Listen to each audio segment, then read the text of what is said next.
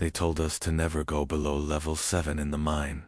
We laughed it off at first, thinking it was just an old miner's superstition stories passed down to scare rookies.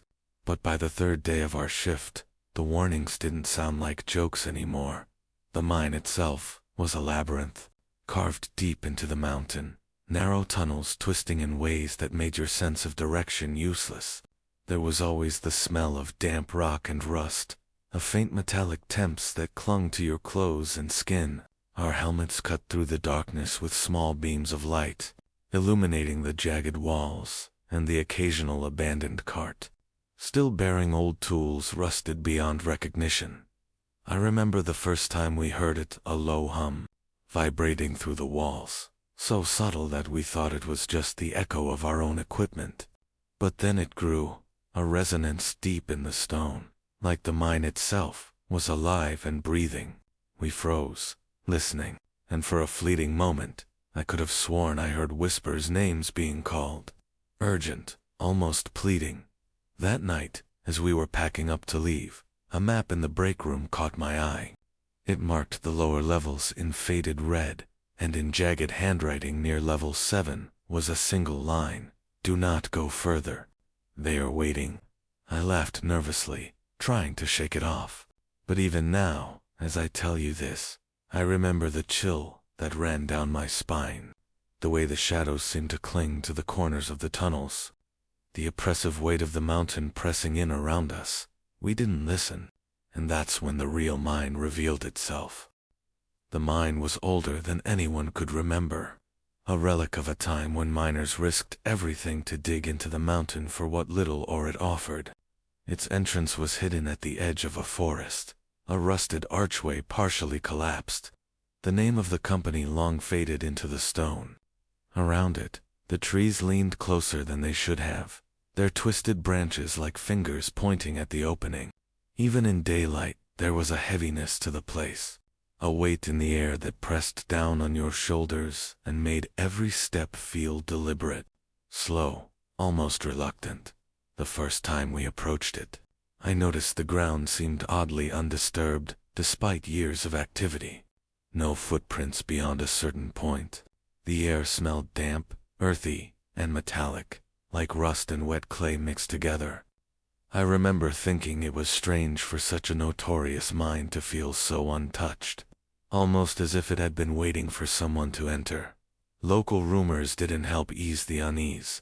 The older miners spoke in hushed tones about the 7th level, warning that something lived below, something patient, something that wasn't human. They told stories of men who went too far, who disappeared without a trace, their screams never heard by anyone above. At first, we laughed, attributing it to old miners' superstition, a way to keep the rookies from wandering too deep. But as we lingered near the entrance, hearing the wind whistle through the collapsed arch, we started to wonder if they were telling the truth. The cabins where the mining crew stayed were scattered nearby, decrepit wooden shacks with peeling paint and shutters that banged in the wind. The interiors were cold and musty, the floors warped and uneven. I remember the clock's old, brass-rimmed things stopping at exactly 3:07 every night, no matter how many times they were wound.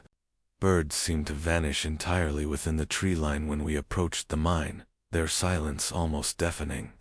It was as if the forest itself was holding its breath. Small, subtle things began to unsettle us almost immediately.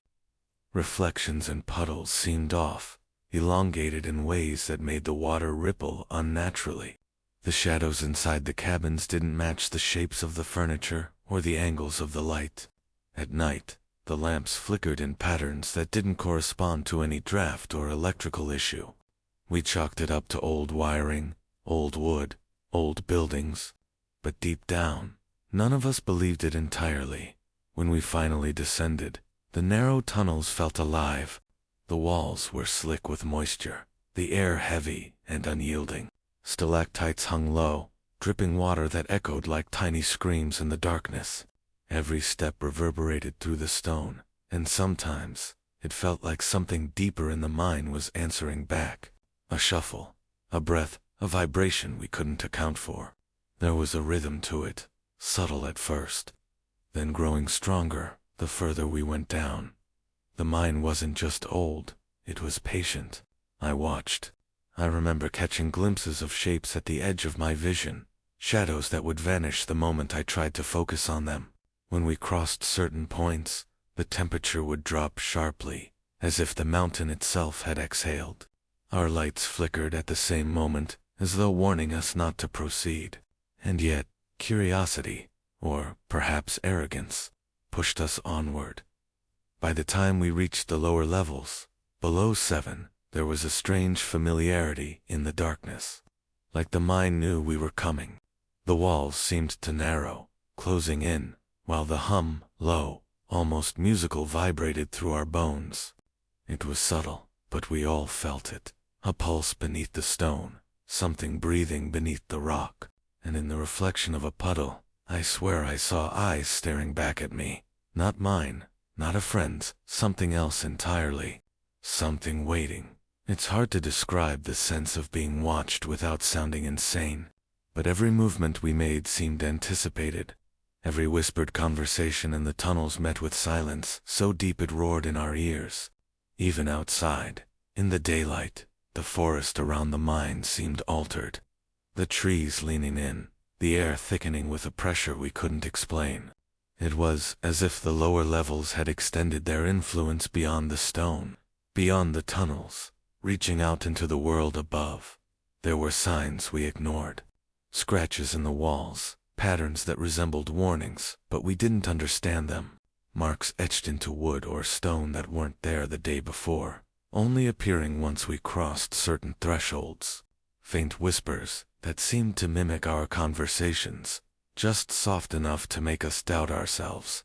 At night, in the cabins, we'd hear thumps, scratches, and the occasional metallic clang, as though the mine itself was trying to communicate, or perhaps punish. I can still feel that day in my chest. The slow realization that the mine wasn't just a physical space, it was sentient in some sense. Not alive like a creature, not in the usual way, but aware, watching, learning, waiting for mistakes, for curiosity, for us to step too far. And when we did, when we passed level 7, there was no turning back. Even now, thinking back, I can recall every detail, the damp smell, the shadows that didn't belong, the subtle shifts in the air, the way the light from our helmets flickered unnaturally. I remember the uneasy silence in the cabins, the way the old miners' warnings began to echo in my mind, and the cold, creeping realization that the mine had more to show us than we were prepared to see. I haven't told anyone this before. Not my friends, not my family, not even my closest coworkers. There's a part of me that worries people would think I'm insane, that they'd chalk it up to stress, exhaustion, or some kind of overactive imagination. But I need someone to listen, someone who will understand that what happened down there was more real than I can even put into words. I just need someone to hear it without judgment, without immediately trying to rationalize it. I can feel the weight of those tunnels pressing down on me every time I close my eyes. Nights are the worst. I can't sleep properly anymore. Every sound, a creak, a distant thump, even the hum of my heater makes my heart race. I keep expecting to hear the echoes of the mine, the low, vibrating hum that felt alive, almost sentient. It never fully goes away. You seem like someone who's seen strange things too. Someone who knows that fear isn't always born from imagination. You know how it feels when a place seems to have a memory of its own. When the walls themselves hold secrets that don't want to be uncovered. That's what level 7 and below felt like. The air was heavier, the shadows darker, as if the mountain itself was warning us to turn back. Promise me you won't try to find it. I can't stress that enough. I wish I'd listened to the warnings. I wish I'd trusted that instinct that told me the lower levels weren't meant for us. Even now, recounting it, I can feel the pull of those tunnels. The silent whisper of something waiting just beyond the edge of my memory, reminding me that curiosity has a price. When you descend into those lower levels, it isn't just darkness you encounter. It's a presence, subtle at first, like a draft brushing past your neck, almost imperceptible. But it grows. It watches. It learns. I can still feel the awareness of it. Long after leaving the mine, like tiny eyes tracing my movements, following me through my apartment, my car, even in the streets. The first few nights after we left, I kept replaying everything in my head. Every detail, every sound, every unnatural pause. The hum that thrummed through the rock. The shadows that moved against the walls without light. The way the old warning signs seemed to twist in meaning the longer you stared at them. I started keeping notes, sketches of the tunnels and markings we found, but even that felt futile. You can document something, but it doesn't mean you can escape it. I've begun to notice patterns in my daily life. Flickers in my peripheral vision, things moving just out of reach, shadows that shouldn't be there. My sleep is fragmented. I dream of the mine, descending endless staircases into darkness, hearing faint whispers repeating my own name, calling me back. Sometimes I wake in a cold sweat, convinced I've crossed the threshold again, and it takes hours to remember where I am. I can't tell anyone why we went further than we should have. It sounds reckless, but the truth is complicated. There was curiosity, yes, and the arrogance of youth. We thought the warnings were superstition, that we could map the lower levels, uncover forgotten shafts, maybe even find abandoned tunnels that hadn't seen light in decades. We were wrong. The lower levels aren't just abandoned, they're alive, in a sense, as if the mine itself is aware of every step, every sound, every mistake. I still hear the hum sometimes, faint but insistent, vibrating in the walls of my apartment, and I can't shake the feeling that it knows I'm speaking about it now. That by telling this story, by recounting the events to you, I'm leaving breadcrumbs, and I know curiosity has a way of reaching out, pulling people toward things they shouldn't see. Even now, I'm careful where I go. I avoid basements, tunnels, and subways. Any place underground makes my chest tighten. I don't even like thinking about elevators anymore. But there's a part of me that can't stop replaying the moments before the crossing, the moment we descended past the 7th level. The sudden, oppressive darkness, the low thrum that grew louder the further we went. That memory doesn't fade. It's imprinted. It's permanent. I hope, by telling this to you, someone, anyone, it might serve as a warning. The mine isn't just a place. It's a living, patient presence. It tests boundaries. It waits for those who ignore the warnings. And once you've seen what lies below level 7, it doesn't let go. Not entirely so. If you're listening, take this seriously. If you ever find yourself near that mine, or any place where the darkness seems too heavy, where the air vibrates just slightly and the shadows are too aware, don't go. Turn back, walk away. Some warnings aren't meant to be ignored. I can't undo what we did, and I can't fully explain what we experienced. All I can do is tell you, in the hopes that you'll listen where we didn't, that you'll understand that curiosity isn't worth the cost when the darkness is patient, intelligent, and alive. Descending deeper into the mine, past the level 7 threshold, the oppressive darkness began to feel alive. Every footstep echoed differently than it should have, as though the tunnels themselves were shifting under our weight. The walls seemed to lean closer, pressing in, and the air was thicker, harder to draw in. I could hear my own heartbeat, a drumming that felt amplified, rattling my skull. But there was something else beneath it, a soft, irregular tapping, like nails rapping on stone. At first, I thought it was my companions, or loose rocks falling, but the pattern matched nothing natural, and it never seemed to come from the same place twice. Night fell quickly, though we were underground. Time felt fractured, disconnected from reality. In our temporary cabins above the lower levels, doors began to creak open of their own accord. We had locked them before descending, double-checked, yet sometimes returning to them, they would hang ajar, swaying slightly as if nudged by an unseen hand. The air inside carried a strange cold, sharper than the mountain itself, biting our skin. Every sound, the scrape of boots on wood, the flutter of fabric, seemed exaggerated, magnified, and strangely distorted. Whispers began next, almost imperceptible at first. A sigh at the corner of the room, faint murmurs that echoed the last thing I had said, word for word, tone for tone. My companions heard them too, I could tell. From the subtle stiffening of their posture, the way their eyes flicked to empty corners.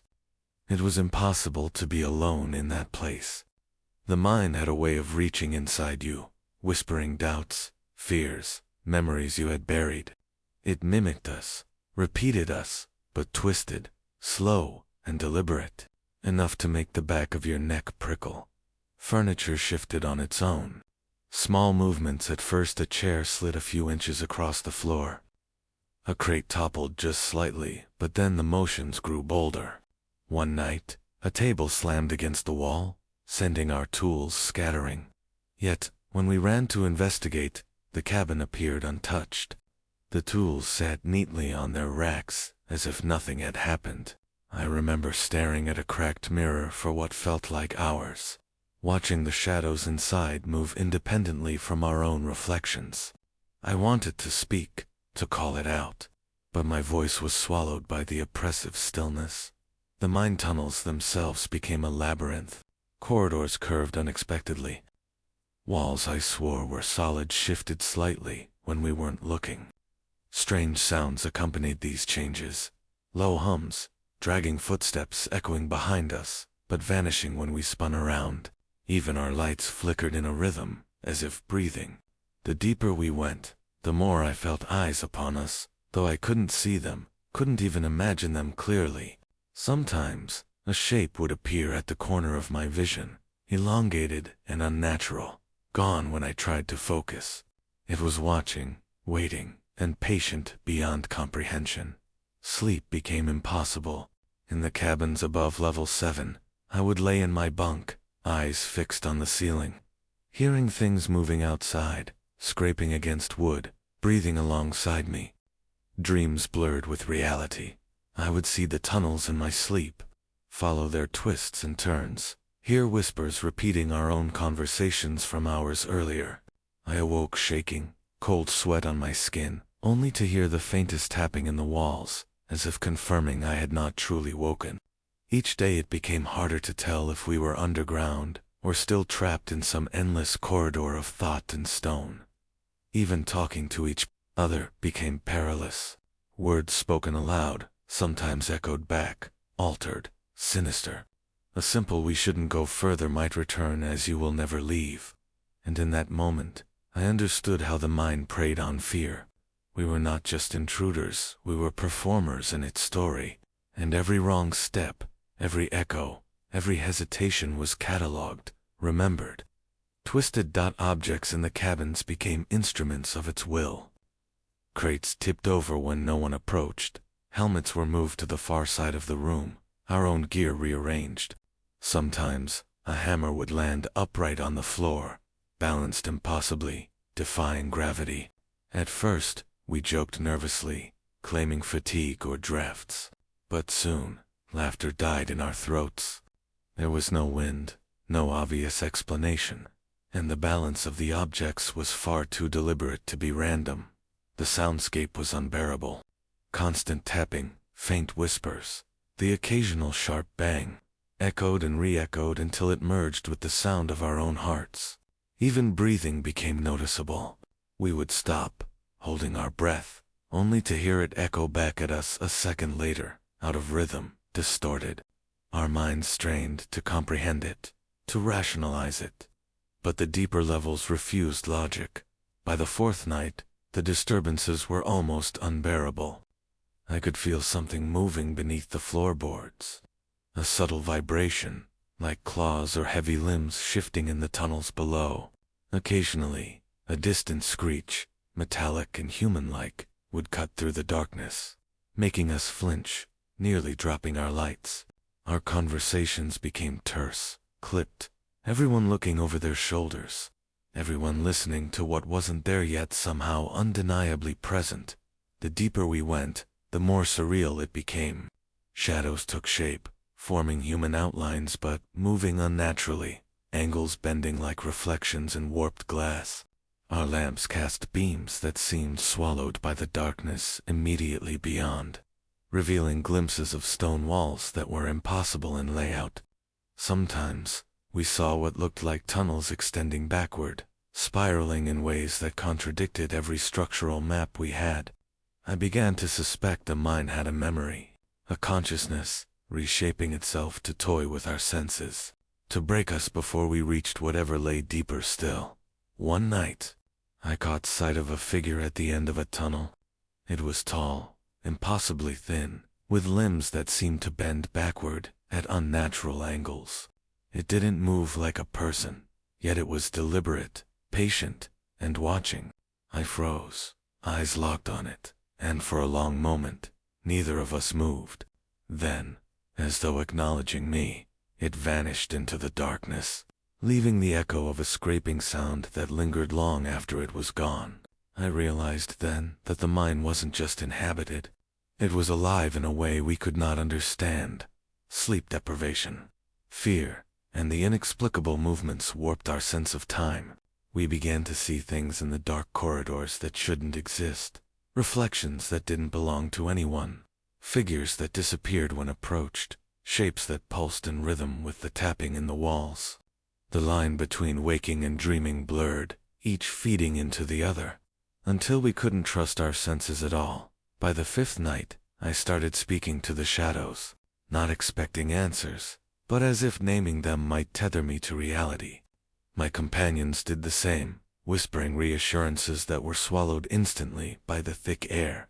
Every noise, every movement, every flicker of light became a question we couldn't answer, a riddle the mind was presenting. And we were desperate, vulnerable, trapped in the escalating nightmare of its making. We should have stopped before reaching level 7. That much was obvious now, though at the time, curiosity and stubbornness drowned out any rational thought.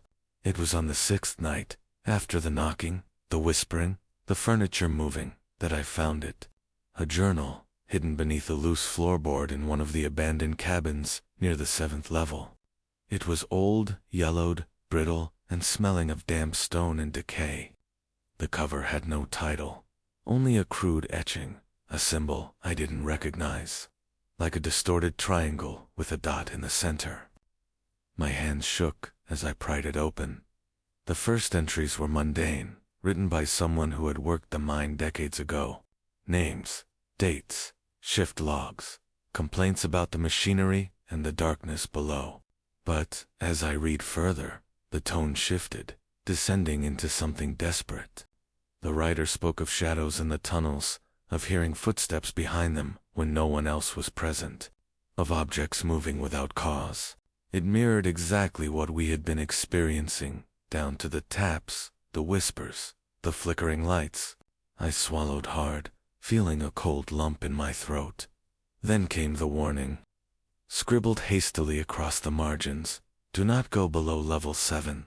It watches, it knows. The mine is alive. My heart pounded. Alive. Not in the way a building creaks or rocks shift, but in a conscious, patient, calculating way. The journal described miners disappearing without trace, never to be found, their screams muffled by the rock. The author had tried to map the tunnels, but they twisted impossibly, rearranging themselves when unobserved, trapping anyone daring to go deeper. I flipped a few more pages. The journal recounted encounters that made my skin crawl even in the dim cabin light. One miner described seeing a figure at the end of a tunnel, impossibly tall, thin, and bending at angles no human body should, its limbs moving in ways that defied logic.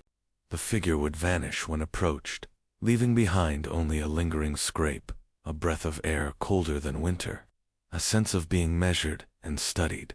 Reading it, I realized our sightings had been real. It wasn't fatigue, paranoia, or hallucination. Something ancient was down there, aware of us. The entries became frantic. Miners had tried to leave, only to find the corridors endless, spiraling back upon themselves. They wrote of whispers, repeating their own conversations, voices mimicking their thoughts and fears, objects rearranged, shadows that twisted and lingered, shapes glimpsed only at the corner of the eye. One note mentioned a warning carved into stone: respect the dark. It consumes the curious. Every description matched what we had endured, too precise, too deliberate to dismiss.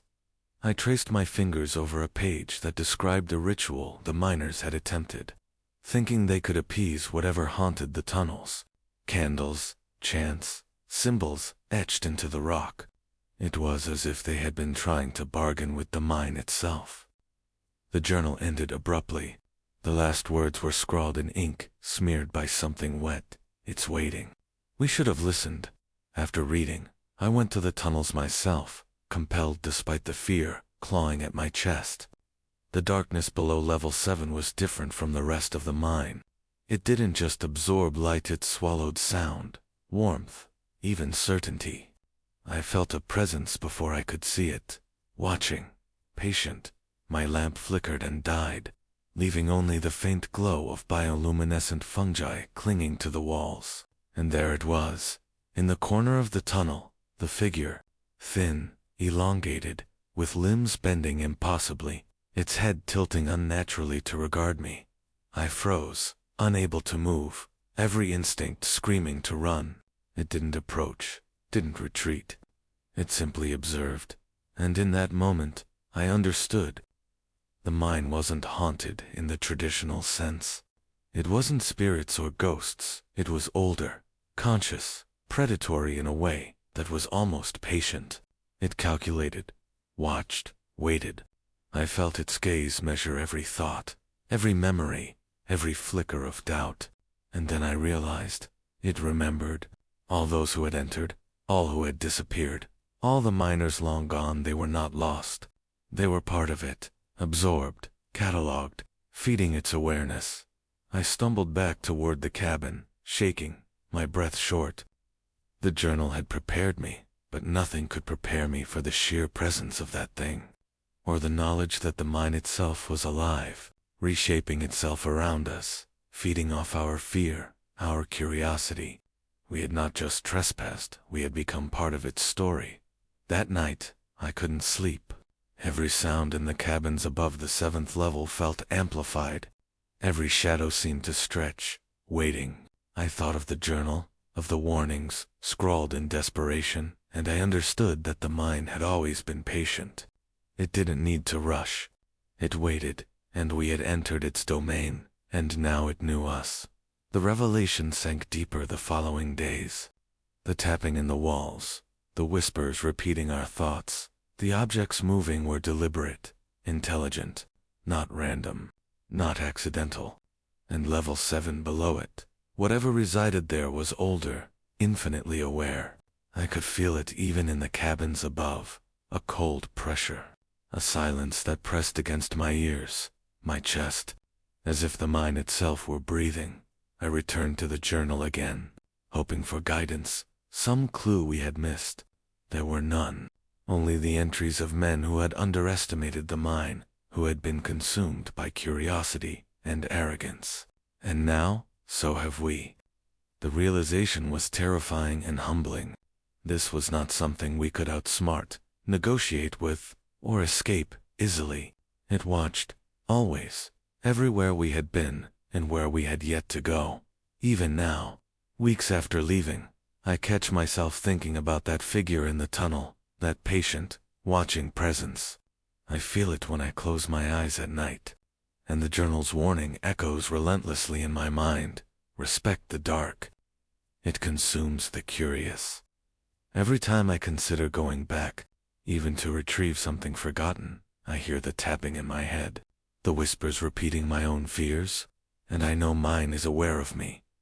We had been reckless, curious, foolish, and the revelation was that the mine was far older, far more intelligent than anything we could comprehend.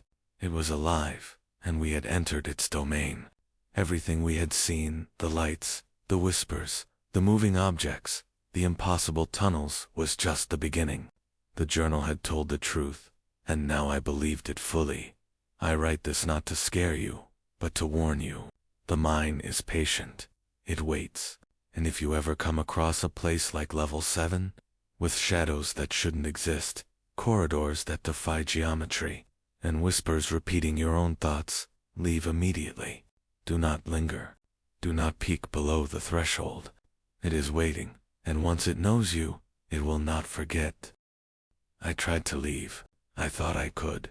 But level 7 wasn't just a place. It was a trap, a labyrinth that bent reality around itself. The tunnels shifted with every step, corridors elongating impossibly, ceilings dropping just enough to brush my head, walls narrowing, then suddenly opening into spaces that defied any logic. It wasn't like being lost. It was like the mine itself was aware of my panic, savoring it, guiding me deeper while promising escape that never truly came. Every turn I took seemed familiar and yet wrong, like a memory seen through a warped lens. The air grew colder, thicker, pressing against my lungs, my chest. My flashlight flickered and died repeatedly, plunging me into absolute darkness. And in that blackness, I could hear it. The faint whispering, slow and deliberate, echoing from all directions at once. It wasn't just voices. It was thought itself mirrored back to me. The fears I had tried to suppress, the regrets, the guilt, the shame, were spoken aloud in low, chilling tones that made my skin crawl. I reached what I thought was an exit, the faint glow of daylight teasing me from a jagged opening. But as I stepped closer, the walls shifted, stretching and folding like liquid stone. What had been a straight path became a winding spiral, returning me to the same tunnel I had passed minutes, or was it hours, before. My compass spun uselessly. Time itself felt wrong. Seconds elongated into minutes, minutes into hours, and I couldn't tell if I had been wandering for hours, days, or longer. The presence grew stronger, more defined. I caught glimpses of it in the corner of my eye. A thin, elongated figure, bending unnaturally, limbs moving with impossible angles, head tilting in ways that made my stomach clench. It didn't chase me. It didn't need to. Its patience was more terrifying than pursuit. It simply existed, and I existed, within its awareness. My heartbeat raced, but even that it seemed to measure and manipulate. Slowing, then quickening, like a cruel metronome. I stumbled into a cavernous chamber. The walls slick with moisture, and something darker, almost organic. Shadows moved independently of the flickering lights, crawling along the walls, pooling in corners. Whispers surrounded me from all directions. Some mimicked my own voice, repeating questions I hadn't dared ask aloud. Some were foreign, guttural, resonating in the marrow of my bones. The journal's warnings returned to me, insistent. Respect the dark. It consumes the curious. Too late. I had already been consumed, if not physically, then in the awareness of the mine itself. I tried to run. My legs carried me, but the tunnels resisted. Staircases spiraled into themselves. Ladders twisted upward like corkscrews. Exits appeared, only to vanish when approached. Every corridor looped back, a snake eating its own tail. And all the while, I felt the eyes countless, unseen, calculating, watching me, cataloging every misstep, every pulse of fear, every breath I drew. Then came the silence. Absolute, suffocating silence. No dripping water, no echo, no whisper. I froze, listening, heart pounding in the deafening quiet. And then I realized, the silence wasn't absent. It was a presence.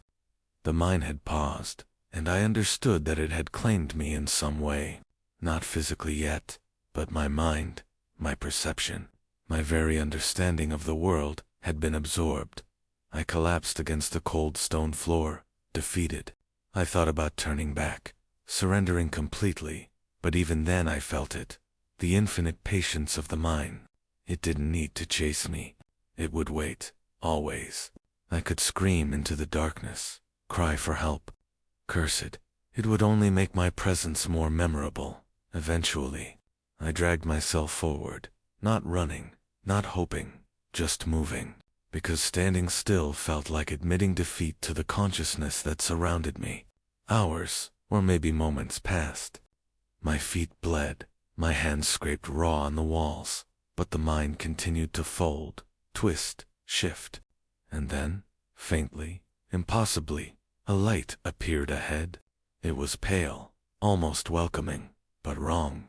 My instincts screamed at moving toward. It was as dangerous as staying, but my exhaustion overrode caution. I stepped forward and blinked and found myself back at the entrance, as if I had never descended at all. The sun was setting above the mine's mouth, the forest silent. Everything appeared ordinary, and yet I knew it wasn't. The corridors, the shadows, the whispers, they were still there, somewhere below, waiting. I was not free. I had escaped, but not really. Part of me, perhaps the part most drawn to curiosity and fear, had remained. Even now, I can feel it when I close my eyes. In dreams, in quiet moments, I hear the subtle shift of stone, the low scrape of a figure moving in impossible angles, the faint, knowing whisper repeating thoughts I haven't dared speak. I walk among others, talk among others, but the mind's awareness clings to me, persistent, patient, and I know one day, perhaps sooner than I fear, it will call again. The escape was an illusion. The descent continues, not in body, but in mind. The mind waits, endlessly, and I am always aware that my presence is catalogued, remembered, measured. There is no true exit. Not for the curious, not for the bold. Only the patient, infinite dark that folds reality around itself, waiting for the next step, the next mistake, the next mind daring enough to enter. I survived. That is all I can claim. And even that feels like a lie. I haven't been able to sleep since that night. Every time I close my eyes, the tunnels stretch and fold again, just like they did when I was down there. I lie in bed and hear the faint scrape of stone, the low whispering, almost too soft to catch, but it's always there.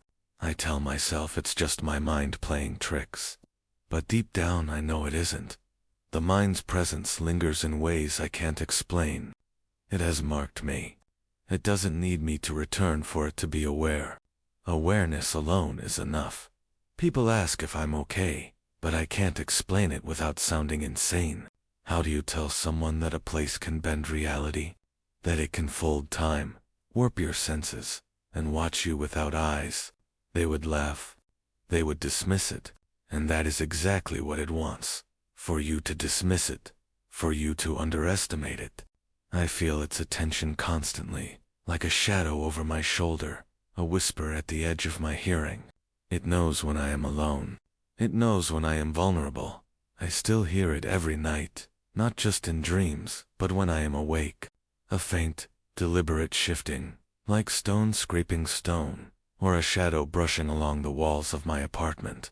Sometimes I wake to the sound of footsteps pacing just outside my door, though I live alone. And when I look, nothing is there. I tell myself I imagined it, but the unease doesn't leave. The tension in my chest, the prickling along my spine, the subtle weight of being observed, it doesn't fade. Even the mundane world feels altered. Shadows fall strangely, hallways bend a little too long, and reflections seem to linger longer than they should. I see things out of the corner of my eye. The brief flash of a figure moving impossibly fast, a shadow in an angle it shouldn't exist. I have tried to rationalize its stress, trauma, sleep deprivation, but every instinct screams that what I experienced wasn't a hallucination. That mine, that level 7, left a part of itself behind in me, woven into my perception. I catch myself sometimes speaking aloud, whispering warnings I hope no one hears. Don't go down, I murmur, when I walk past stairs or tunnels, even in my dreams. It waits. People look at me like I'm joking, but I'm not. I can feel it still, waiting, patient. My hands shake at the memory of the dark, the scraping stone, the endless folding corridors. I try to focus on work, on daily life, but the memory intrudes, insistent and persistent. The journal we found, if I think about it too long, it makes my skin crawl. Its warnings weren't just about safety. They were about acknowledgement. The mind is aware. It catalogs everything. My curiosity, my fear, my footsteps, they are recorded somewhere beneath the stone. Every time I close my eyes, I am aware of its patience, endless and infinite. It doesn't need to do anything. My memory is enough. The awareness is enough. I have nightmares about it. Not dreams of running or hiding, but dreams of standing still while the corridors bend around me. The walls stretch and fold, and I remain motionless, catalogued, observed, consumed slowly in awareness. When I wake, the room is the same, but my perception is altered. I sense shadows differently, hear sounds sharper, notice the tiniest irregularities in light or texture. It's subtle but unrelenting. I am always on edge, waiting for the impossible twist, the fold in reality that reminds me of level 7. I have tried to explain this to friends, to colleagues, even my family, but the words fail. No one can comprehend the sensation of being catalogued by stone, of reality bending around an intelligence that doesn't need to move to exist. I've stopped speaking about it openly. The less attention I draw, the safer I feel, though safe is a relative term now. Safety doesn't exist when something is patient enough to wait decades, centuries, or eternity. If you ever find that place, burn it. Don't stay. Don't even think about staying. The air itself, the walls, the shadows, everything down there waits. It doesn't chase. It doesn't hunt. It only catalogs. And if you linger, if curiosity tempts you just enough to step inside, you may never leave. Or you may leave physically, but a part of you, your awareness, your memory, your very perception will remain behind, and it will wait for the next step, the next mistake, the next mind daring enough to enter. I live with this now. Every day is a quiet reminder that some places are better left alone. The mind continues to exist, patient, infinite, aware, and I continue, altered, always cautious, always listening. I don't know if time has passed normally for me, or if it has folded subtly, like those corridors. I feel older, wearier, but also perpetually alert, because one day, it will call again, and when it does, I must hope that my presence alone is enough to spare someone else from the mistake I made. I haven't been able to sleep since. I still hear it every night, and every time I close my eyes, I remember the corridors that twist impossibly. The scraping stone, the whispering presence. I am changed, irrevocably, and if you ever find level 7, or any place like it, heed my warning. Burn it. Don't stay. Don't even linger at the entrance. Because some things, some awareness, don't forgive curiosity. They wait. Even as I speak to you now, quietly, in the dark of my apartment, I feel it. Not in front of me, not behind me, but all around, patient, infinite, cataloging. And I know, without doubt, that this is my reality now. Mine is a part of me, and I am a part of it, in ways I can never escape. Have you ever felt like you were being watched, even when no one was there? That subtle pressure at the edge of your awareness, the whisper you swear you heard but can't prove. That's what level 7 does. It doesn't chase. It doesn't strike. It waits. And it remembers. If you've ever explored an abandoned place, a mine, a tunnel, or even just a dark hallway and felt something unusual, I want to hear about it. Leave your story in the comments. Every single one. I read them. I take note. Because the things that lurk, the awareness that watches, exist whether we acknowledge them or not. And sharing our experiences is one small way to stay aware. To not be caught off guard. But don't mistake this for a dare. I'm not asking you to follow in my footsteps. Don't seek out the places I've seen. Don't test the boundaries of what is safe. Level 7 isn't a myth to conquer, it's a warning written in stone and shadow. Curiosity is dangerous there, and if you get it wrong, you may never return, at least not entirely. Comment your encounters. Share your suspicions, whisper your experiences. But just don't listen to the next story alone. Keep a light on, keep a friend nearby, and remember that awareness doesn't need to act to change you. Some things only wait, and if you ever stumble upon something you feel shouldn't exist, something that watches silently and waits for a mistake, don't ignore it. Don't investigate. Don't try to understand. Step back, leave, burn it, if you must. Some doors are meant to stay closed, some levels are meant to remain untouched, and some knowledge is too dangerous to hold.